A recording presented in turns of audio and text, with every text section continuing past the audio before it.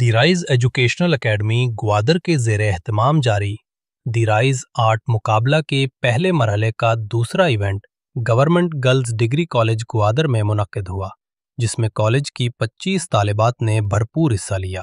مقابلے کی مہمان خصوصی کالج کی پرنسپل میڈم سبین بلوچ تھیں، جنہوں نے کینوس پر پینٹنگ بنا کر مقابلے کا باضابطہ افتتاح کیا۔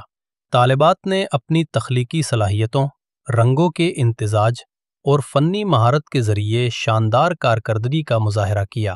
نتائج کے مطابق پہلی پوزیشن عظمہ عبدالحمید، دوسری پوزیشن نندنی ہریجن اور تیسری پوزیشن عائشہ نوربخش نے حاصل کی۔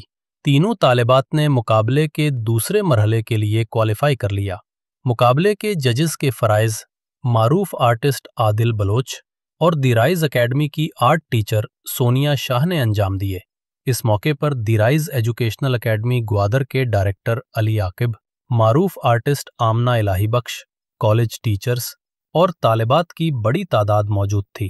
دی رائز ایجوکیشنل اکیڈمی کے مطابق آرٹ مقابلے کے پہلے مرحلے کا تیسرا ایونٹ ڈھوریا اکیڈمی گوادر میں منعقد کیا جائے گا، جہاں طلباء اور طالبات اپنی تخلیقی صلاحیتوں اور فنی مہارت کا مظاہرہ کریں گے۔